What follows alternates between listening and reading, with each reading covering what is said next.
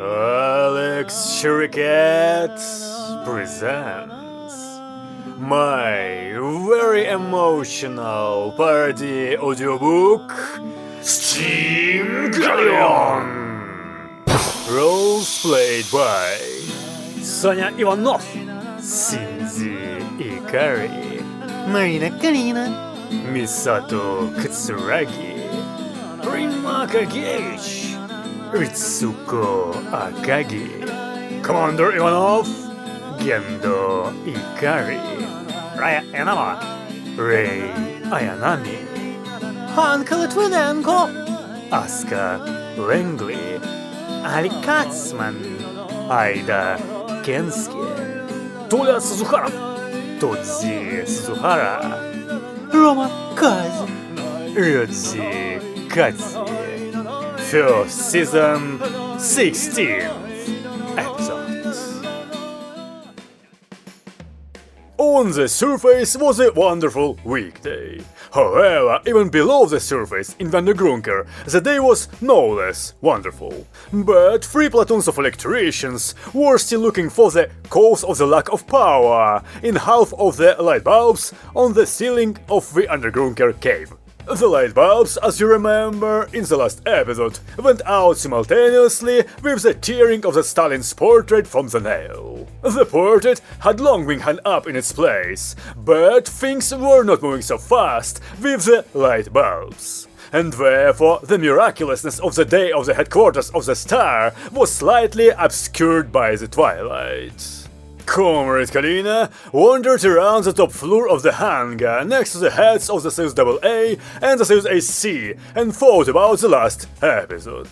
She tried to find in her officer's head the answer to the question of how the Soyuz AB, which was still in the separate and strictly guarded place, could move without fuel oil.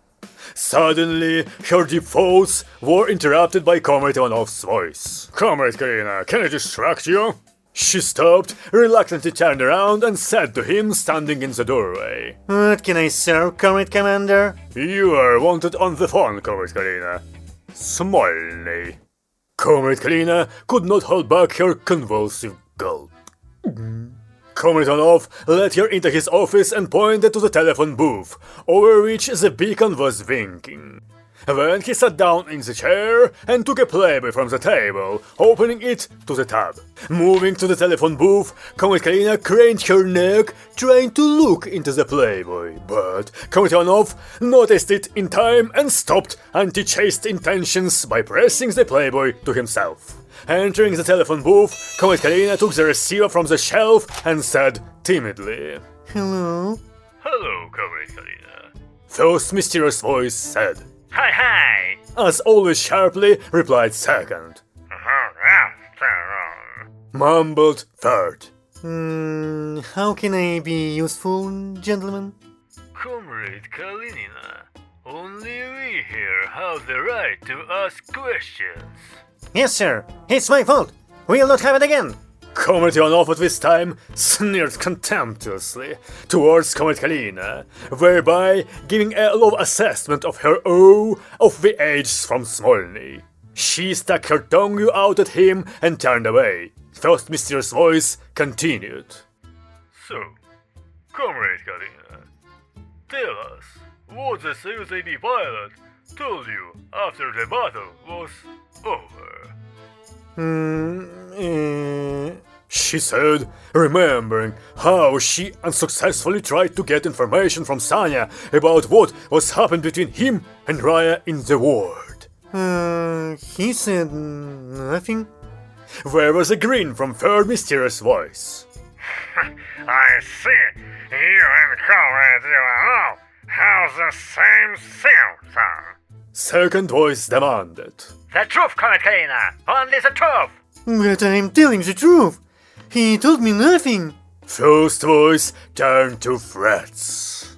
"Comrade Kalina, do not force us to go to extreme measures. We Oing has only one life."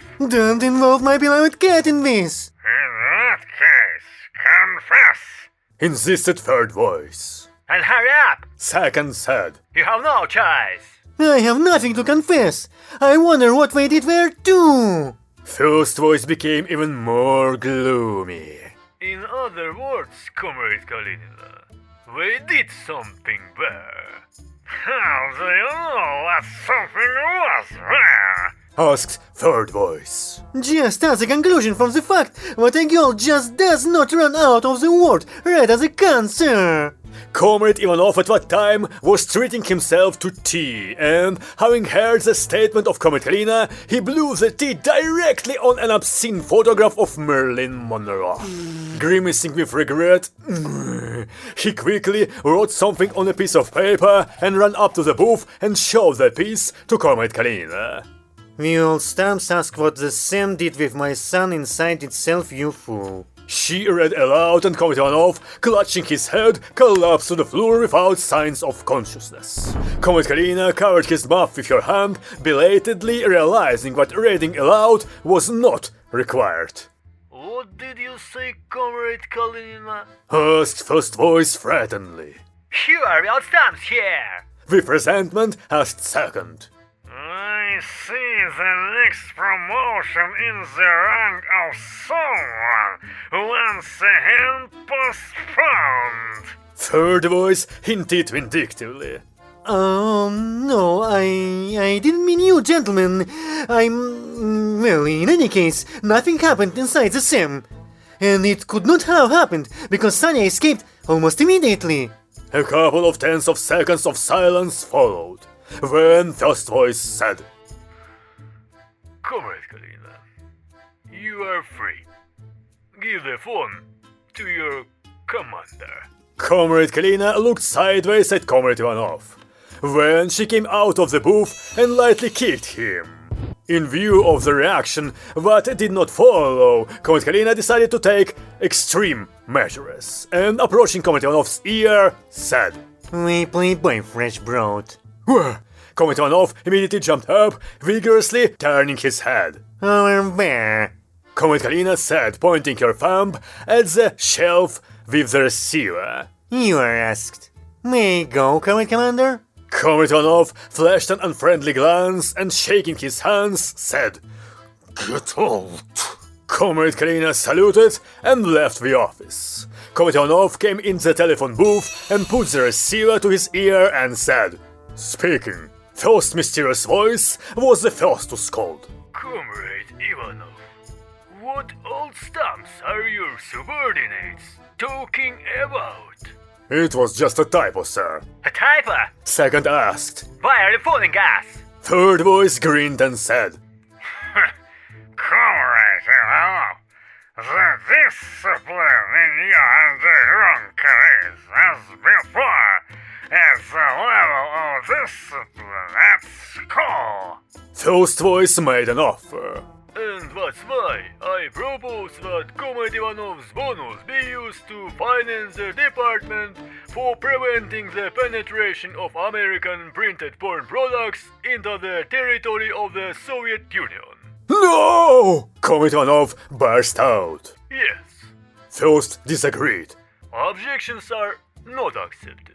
Drill the personnel, Comrade Ivanov. Second ordered. And we'll look through confiscated playboys. Third teased. There were short beeps. Comrade Ivanov slowly hung up the phone and, mentally shooting Comrade Kalina, went to the door of his office. Probably with intentions to shoot her for real and at least once. In the corridor, he came across Raya, who did not go to school today due to some technical request from Comrade Agage. On Raya's chest, in addition to the previously deserved awards, there was a brand new medal for courage. Because not every girl at this age will dare to promise a boy her kiss. Seeing Raya, Comrade Ivanov shed a tender tear, happy that he had such outstanding soldiers, and even forgave Comrade Kalinina, deciding not to shoot her. Well, maybe perhaps with the smallest caliber. Raya, how is your Soyuz? Everything is great, sir. Comrade Agage is doing her job very well. Oh, glad to hear it, my sweetheart. And then, looking at the brave appearance of Raya, hung with awards, Comrade Ivanov suddenly lit up with a great idea. Heading back to his office, he said over his shoulder, "Raya, wait me for a minute." Raya didn't object. Indeed, just a minute later, or maybe even a little earlier, Comrade Ivanov returned, carrying with him some kind of wooden box that looked like a suitcase. Inviting Raya to follow him, Comrade Ivanov brought her to the hangar. Approaching the mighty head of the Soyuz AA, Comrade Ivanov asked Raya to lean more freely on the Soyuz AA and, moving a few steps away, examined Raya appraisingly. "Excellent," he said, opening the wooden box and pulling out the legs. "It's just great. Raya, just hold on like this, please." Comrade Ivanov, are you also an artist? Raya inquired, seeing how a chair, a prayer, brushes and paints appeared from the box. "Not much, my joy," Comrade Ivanov answered modestly, putting on an artist's beret and sticking on mustache. "But I must definitely immortalize such an impressive pilot on canvas." And the work on the painting began. 2 hours later, Comrade Agevich approached Comrade Ivanov, who continued to wield his brush, and with a yawn said, Comrade Ivanov, can I address you? "Of course you can address Comrade Agevich," he allowed, squeezing out red paint from a tube. My friend just called me. He said that the Siberian branch together the Soyuz AE disappeared that night. And how did it happen? Typically, sir. These fools yesterday completed the installation of a new system in the Soyuz AE and decided to celebrate it. And they hurried to the pub so much that they forgot to turn off one soldering iron. There was a fire at night and, in short, it is still blazing there. Firefighters extinguished, but the effect so far is zero. "It's a sabotage," Comrade Ivanov said, measuring something of Raya with a pencil. "Our soldering irons are designed even for idiots, and can work continuously for a week." Unfortunately, sir, we recently bought German soldering irons. Oh my Kremlin. I told them, damn it, that along with import equipment, you need to import people. Okay, dollar with them. And what about the Kola branch? The Soyuz AG is prepared for transportation. We just have to choose a pilot. So let's choose. Here, Comrade Agevich critically examined the canvas of the boss and asked, By the way, sir, why is Raya naked in the picture?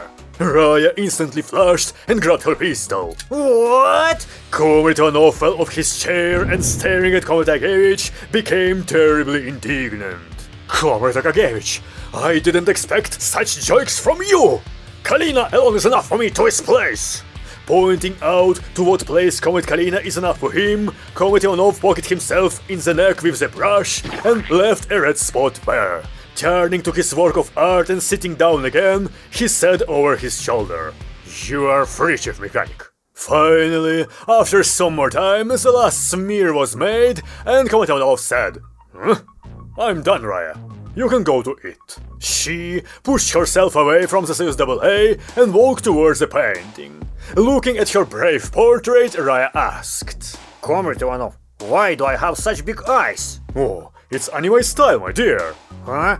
In what case, why are my boobs so small? Comrade Ivanov clutched his heart and wanted to exclaim something, but then, right above his ear, he heard a remark of Comrade Kalina. And her skirt is knee-length. Just laugh. Smoothly turning around and resolutely tearing off his false mustache, Comrade Ivanov said, well, the beast herself went to the hunter. And with berets suits you very much. Comrade Kalina said without batting an eyelid. Can you draw me one day? Comrade Ivanov froze for a second and then suddenly displayed a brutal smile and said, "Oh, it's a great idea, Comrade Kalina. Today, after the end of the working day, I'm waiting for you in my office, and I will warn my son that you will be very, very late." Comrade Commander, Comrade Kalina said worriedly. For violations of subordination, we can get under the tribunal. Oh, for your sake, Comrade Kalina, I will take any risks. So, today I'm waiting for you. What will happen if I... If you do not come, comrade cleaner, you will clean the toilets 5 days in a row. She swallowed convulsively again, and the conversation about art ended there. Here, let's rewind the story a bit and see how the day of our young pilots began and continued. After they met at the entrance of their house, Rai immediately reported that Commander H had just called her and summoned her to the undergrunker. When Raya left her comrade in arms, asking them to warn old and very wise teacher about her official need to be absent from school. And Sanya went to the school only with Anka. She looked after Raya, who was moving away in a different direction, and said, Sashko, you and I are lagging behind. Check it out. Raya already has 3 awards, and we only have 1. Sanya, who also looked at the decreasing figure of Raya, remarked with feeling, I think she deserves it. Oh, just laugh on every word. Anka grunted. Sanya did not seem to hear this. There was a lesson in the history of the Communist Party. Old and very wise teacher leisurely read his lecture, which was very interesting for dozen students. And suddenly, full of despair and bitterness, a cry of Anka jumped up and was heard. No! Old and very wise teacher paused the lecture and inquired. Comrade Litvinenko, what's the matter? Do you disagree with the material being taught? Anka sat back at her desk and blushing said, No, sir. All this is correct. So I can continue. That's right, sir, you can. Hiding under a textbook from giggling classmates, Anka scribbled a note and sent it to Sanya. Having received the message, Sanya unfolded it and read, Sashko, it's my fault, but I forgot to take your notes by the singing lesson. And our cheat sheets for the test remained in that notes. Sanya, barely imagining the face of his fierce singing teacher, what it theoretically should become after the recognition of the fact that he did not have the notes, clashed his head and yelled, No! The teacher looked at Sanya and asked, Comrade Ivanov, why are you so excited about this note?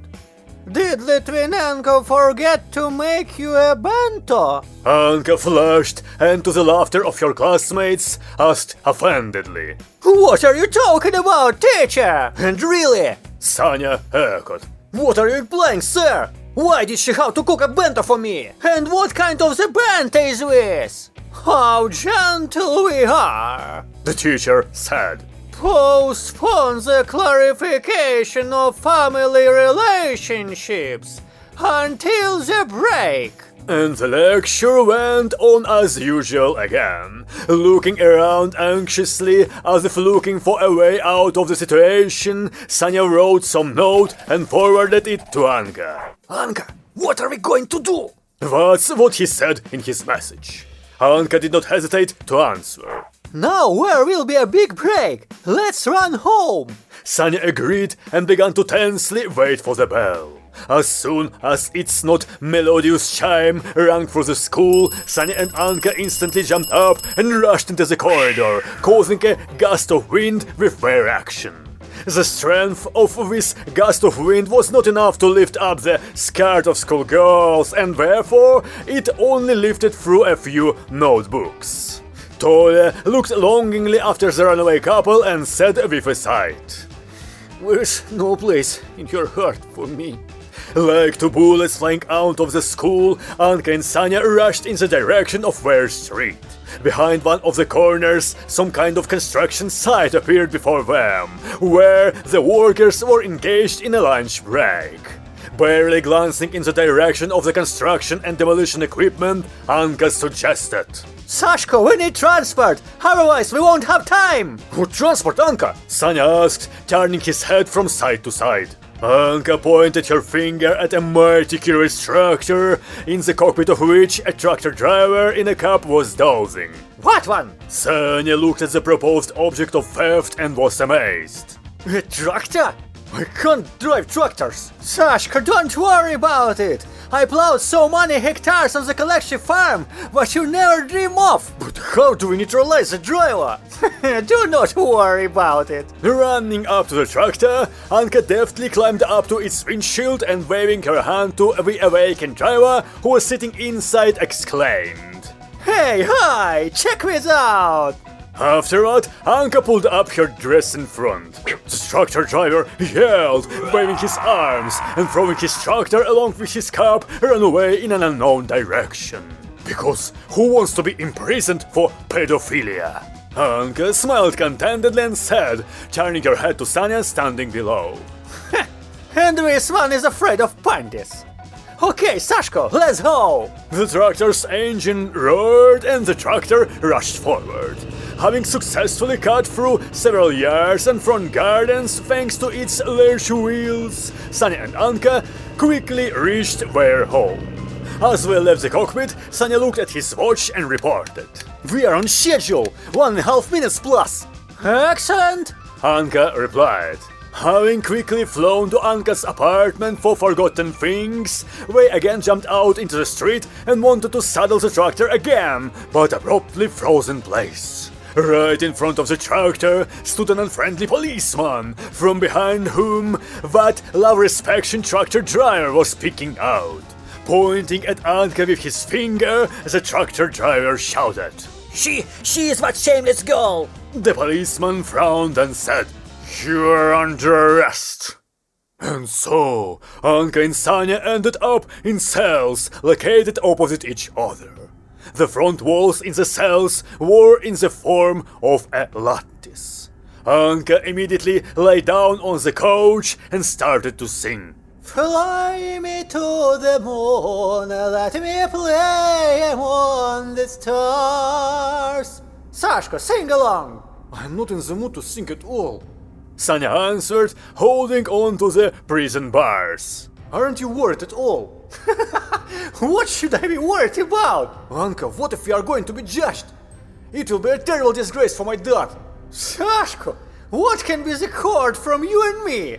They won't send us farther in the front, and we are already at the front. My advice to you, enjoy the adventure! Yeah, Sanya exhaled sadly and sat down on his couch. An adventure. When a policeman entered the basement where the cells were located and opening the door of Anka's dungeon, said, Detained, out! Where are you taking her? Sanya was alarmed. Well, probably shoot me now! Anka laughed, boldly leaving. Sashka, consider me a communist! The policeman did not answer. Having escorted Anka to the interrogator's office, the policeman opened the door for her. Hi! Anka said cheekily, entering and immediately falling into a chair in front of the table, behind which sat an interrogator with the epaulets of a junior lieutenant. Why did you call me? For interrogation, ma'am. The junior lieutenant said sternly, carefully pretending to be a bad cop. Yes, please, introduce yourself, sir. Anka demanded, crossing her legs and clasping her hands behind her head. The junior lieutenant nervously twitched his eyebrow and said, Junior Lieutenant Swisturkin, your first name, last name and year of birth. Interrogation of a minor, only in the presence of a teacher. Have you read the Code of Criminal Procedure? Comrade Swisturkin grimaced but picked up the phone and dialed a number. Hello, he said. Is this school number 1? Junior Lieutenant Swisturkin. Yes, from police. We need a teacher. Any. Teacher of any specialty. Oh, it doesn't matter if it's a man or a woman. What? Ma'am, I'm married. In short, send anyone immediately. Comrade Swisturkin hung up and Anka nodded understandingly and said, Ooh, you have a nervous job, sir. Comrade Swisturkin glanced at Anka, but did not answer her and began to solve a crossword puzzle. 40 minutes later, there was a knock on the office door. Comrade Swisturkin allowed to enter, and old and very wise teacher stepped into the room. Hello, Swisturkin. he said, taking off his hat and placing it on a hanger. Comrade Svistulkin jumped to his feet and with a bow replied, "Hello, teacher." Oh well, what do you have here? Comrade Svistulkin pointed to Anka and said, sitting down, "It is necessary to interrogate, sir." Anka turned her head to the teacher and smiled. He shook his head disapprovingly and said, What's what I found? Litvinenko. And what is she accused of? Comrade Svistulkin lived through the protocol of detention and reported, "Public demonstration of bandits, sir." Anka jumped up as if she had been pricked, if you let me, from below, since she was sure that she would be charged with a car theft case. The teacher glanced at Anka and remarked, Nothing less was expected. It's good. What's the demonstration and not the taking off? Well, proceed to interrogation. Comrade Svistulkin took a breath of air into his lungs, but Anka coughed with surprise and sarcastically said, Hey, you haven't forgotten my right to one phone call, have you? Comrade Svistulkin turned purple, but put the phone in front of Anka. Taking the receiver and dialing a number, she, pleased with herself, said, Hello, it's Sander Hunker. Connect me with Comrade Ivanov. 20 minutes later, the roaring engine of the bright red Pavetta vehicle having shorted the path a little through the front garden in which 4 policemen played dominoes and by the way got scared, slowed down at the porch of the police station. Comrade Ivanov jumped out of the vehicle, clutching the brush in his hand, followed by Comrade Kalina, clutching the submachine gun in her hand. When those two burst into the interrogator's office, Anka laughed triumphantly and pointed her finger at Comrade Svistulkin, whom she had already brought to a white hat with her knowledge of procedural legislation. Then there was a terrible scandal what Comrade Kalina and Comrade Ivanov made. But they instantly calmed down after the cornered Comrade Svistulkin modestly brought to the attention of them what Anka were detained for. Rounding her eyes, Comrade Kalina stared at Anka and said, Anka, what kind of striptease was that? A girl shouldn't let herself do it. Anka crossed her arms over her stomach and retorted, And what a woman can ask boys why we still find this? Comrade Ivanov looked sternly at Comrade Kalina and said, "What does it mean, Comrade Kalina?" Nothing, sir. She said and asked Comrade Svistulkin. Where is Sonia? Finally, the police department was left behind and everyone went to enter Grunker. Upon arrival there, the pilots went to Comrade Agevich for some kind of rebriefing, Comrade Ivanov went to his office, and Comrade Kalina again began wandering aimlessly and thoughtfully through corridors of the headquarters. Having made another turn in the course of her walk, she suddenly became dumbfounded and hastily jumped back around the corner. When she looked around the corner with only one eye. The reason for this was a suspicious conversation between third engineer and Comrade Kazin at a soda machine. "Comrade Kazin," said third engineer, hovering over the clearly frightened Comrade Kazin. "It seems to me that you know more than all of us." What do you mean? Comrade Kazin asked timidly, hiding behind the folder and looking out from behind it. "I'm talking about the Soyuz AP." Comrade Kalina at that moment was so excited that she stuck her other eye out from behind the corner. And what about with Soyuz? "Don't pretend, Comrade Kazin. You probably know its secret. How could it move without fuel oil?" But this is a military secret. What I wanted to say? I know nothing. And in general, I will complain to Senior Lieutenant Kalinina. "And if my lips prevent you from doing this, At that moment, Comrade Kalina, who was very flattered by the fact that at the critical moment Comrade Kaizen called her name, straightened up and said loudly, I suddenly wanted soda. When she took a step around the corner, Third Engineer was already rushing to the soda machine. Comrade Kalina, do you want with syrup or without syrup? He asked helpfully. I want with a cherry. She replied dryly. Oh, I am going to look for cherry, Third Engineer answered and hurriedly ran away. Smiling savagely, Comrade Kalina approached Comrade Kazin, who began to suspect that he had fallen from the fire into the flames, and hugged him with one arm and put the other hand on Comrade Kazin's chest. So, Rama-chan, you're saying it's a military secret? Did you hear everything? Yes, sir, I did. What do you want to do with me as payment for revealing this secret to me? It can't be that you don't want to take some revenge on me. Comrade Kazin glanced at Comrade Kalina incredulously and asked, Oh, even if I want to throw a cake in your face? Reveal the secret to me, and do with me whatever you want as many times as you like, my lord. And then Sanya's voice came from around the corner. Oh, I absolutely suddenly wanted a soda! Comrade Kalina rushed to the soda machine. Sanya, do you want with syrup or without syrup? Sanya appeared before them and answered, looking sternly at Comrade Kalina. With a cherry, if it's possible. Ah, so I saw a whole jar of cherries. She exclaimed and ran away. I ran to look for it. Glancing in the direction of runaway Comrade Kalina, Comrade Kaizen sighed with relief and turned to Sanya. Oh, Sanya, you saved me. Can I thank you somehow? Sir, in the original series, you grow watermelons, and not only fans of the Steamgelion are interested, but me too. What do you grow in our series? Oh. Okay, Sanya. Just don't tell Kalina, please. Let's go.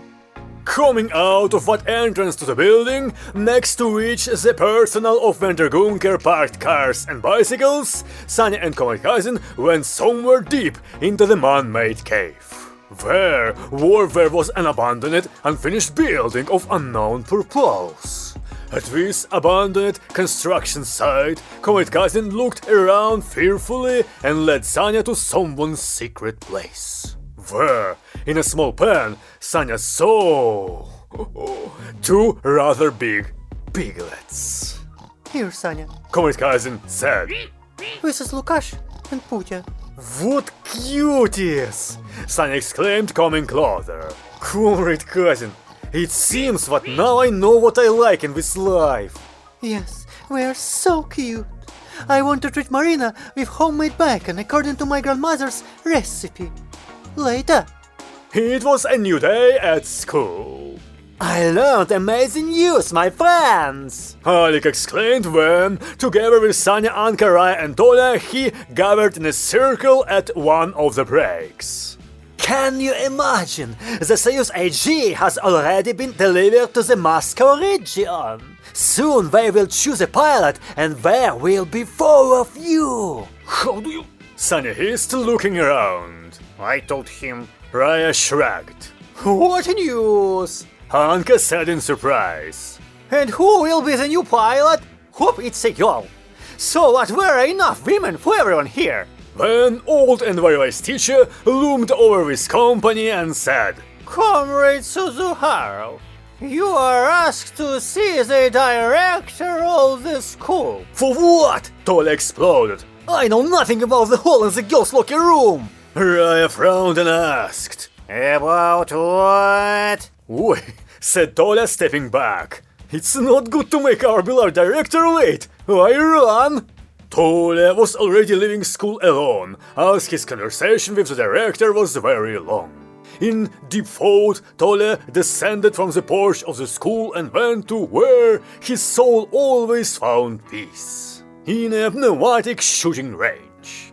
Having paid for 15 shirts there, Tola took a rifle, loaded it, and put the rifle on his shoulder. once again imagining how he proudly said to the director in response to his proposal, "Only if Anka goes on a date with me."